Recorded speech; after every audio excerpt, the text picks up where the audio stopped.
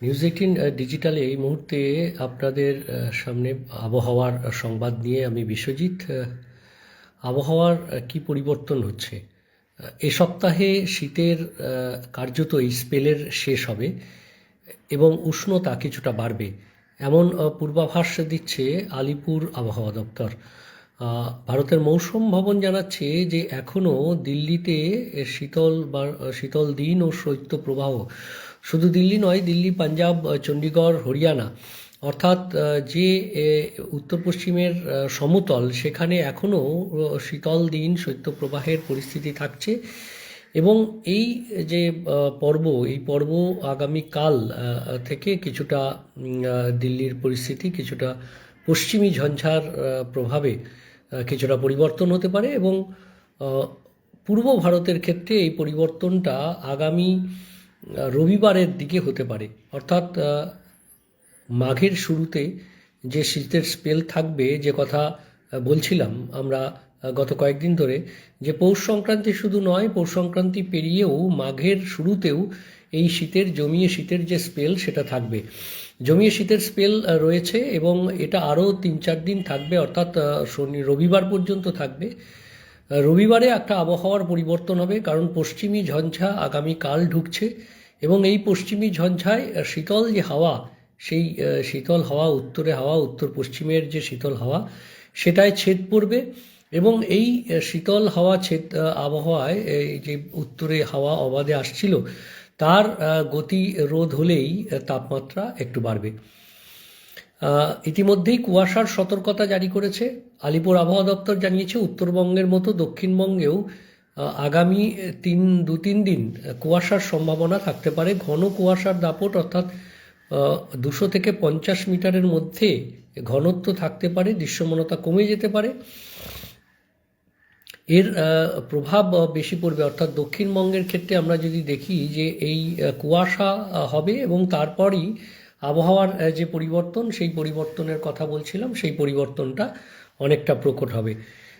মূলত শনি এবং রবিবার কুয়াশার সম্ভাবনা বেশি থাকছে, তবে শুক্রবারেও বেশ কিছু জেলাতে ঘন কুয়াশা বিক্ষিপ্তভাবে 2-1 জায়গায় হতে পারে। অর্থাৎ আগামীকাল থেকে এই ঘন কুয়াশার প্রস্তুতি পর্ব শুরু হচ্ছে এবং সেটা রবিবার পর্যন্ত চলতে পারে। আর এই রবিবারেই আবহাওয়ার পরিবর্তন হবে।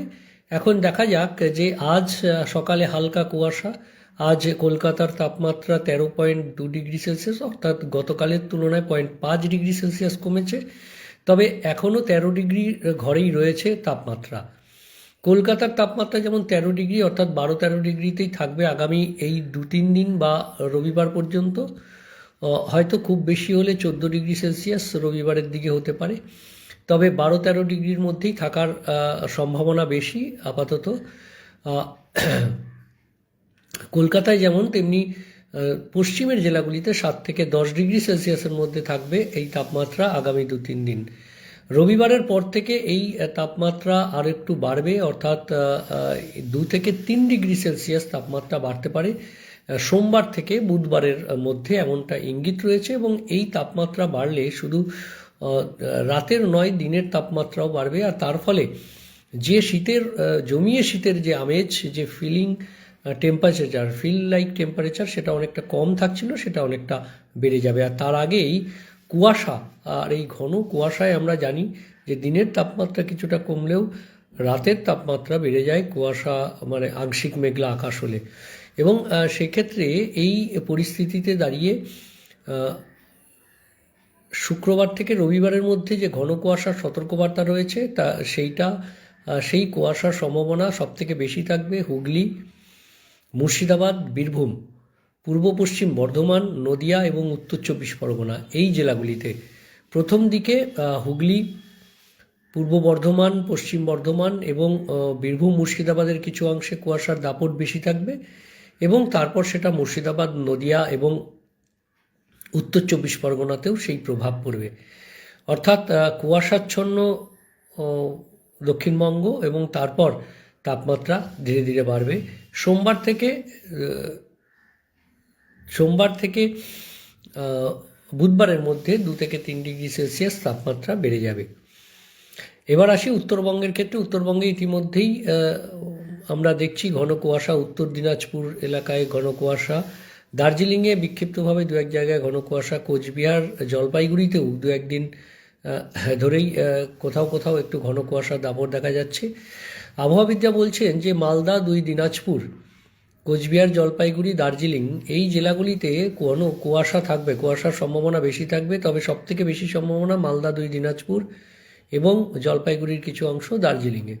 বিক্ষিপ্তভাবে এই ঘন কুয়াশার পর সোমবার থেকে তাপমাত্রা উত্তরবঙ্গের ক্ষেত্রেও কিছুটা বাড়তে পারে। অর্থাৎ এই সপ্তাহেই এই জমিয়ে শীত উপভোগ করে নিন। আগামী সপ্তাহ থেকে কলকাতার জেলার ক্ষেত্রে হয়তো শীতের আমেজ থাকবে, কিন্তু কলকাতার ক্ষেত্রে সকাল সন্ধ্যে শীতের আমেজ থাকবে এবং বাকি সময়টা একটু উষ্ণতার ছোঁয়া পাওয়া যাবে। অর্থাৎ আবহাওয়ার একটা বড় পরিবর্তন রবিবারে সেই পরিবর্তনের সূচনা হবে এবং সোমবার থেকে বুধবারে সেই আবহাওয়ার পরিবর্তনের যে প্রভাব, সেই প্রভাব পড়তে শুরু করবে। কাজেই জমিয়ে শীতের যে স্পেল, দীর্ঘদিনের লম্বা ইনিংস, কার্যত টেস্ট ম্যাচ খেলেছে শীত এই ডিসেম্বর থেকে জানুয়ারি, এবং জানুয়ারির মাঝামাঝি এসে এবার জানুয়ারির 20 তারিখ থেকে এই টেম্পারেচার বাড়বে। অর্থাৎ আমরা দেখেছি যে ডিসেম্বরের 20 থেকে একেবারে জানুয়ারির 20 পর্যন্ত মাঝে দু একদিনের বিরতি ছাড়া রাজ্যের বেশিরভাগ জেলায় একটা জমিয়ে শীতের স্পেল অনুভব করা গেছে। ভালো থাকবেন, সুস্থ থাকবেন। আর সাত সকালেই যারা নিউজ 18 ডিজিটালে কমেন্টস করেছেন, চন্দন ভাই, জয় জগন্নাথ ওড়িশা থেকে, এবং কাকলি ঘোষ, দাদা শীত আর কতদিন থাকবে? শীত হয়তো শীতের আমেজটা থাকবে, কিন্তু শীত জমিয়ে শীত যাকে বলে সেটা এই সপ্তাহে থাকছে আপাতত, তারপর একটু ছেদ পড়বে। পরবর্তীতে অবশ্যই নজর রাখুন নিউজ 18 ডিজিটালে এবং নিউজ 18 বাংলার ফেসবুক পেজ, নিউজ 18 ডিজিটাল এবং নিউজ 18 চ্যানেলে। আবহাওয়ার সংবাদ তো বটেই, আগামী কয়েকদিনের অন্যান্য যে সমস্ত সংবাদ আজকে বিভিন্ন দিকে কি ঘটছে সেই সংবাদও সবার আগে সঠিকভাবে আপনারা দেখুন নিউজ 18 ডিজিটালে। কাজেই নিউজ 18 ডিজিটাল সকাল থেকেই অন করে রাখুন হাতের মুঠোয়। নিউজ 18 ডিজিটালে সব খবর সঠিকভাবে সবার আগে। ধন্যবাদ। বাকি যারা ছিলেন, অনেকেই ছিলেন এই মুহূর্তে, প্রায় 200 জন অনলাইনে ছিলেন, এবং তার মধ্যে কমেন্টস করেছেন যারা, তাদের কথা বললাম। বাকি আরও দুজন, সোলেমান শেখ এবং জলি চ্যাটার্জি। ধন্যবাদ, ভালো থাকবেন, সুস্থ থাকবেন আর দেখতে থাকবেন অবশ্যই নিউজ 18 ডিজিটাল, সব খবর সঠিকভাবে সবার আগে। ধন্যবাদ।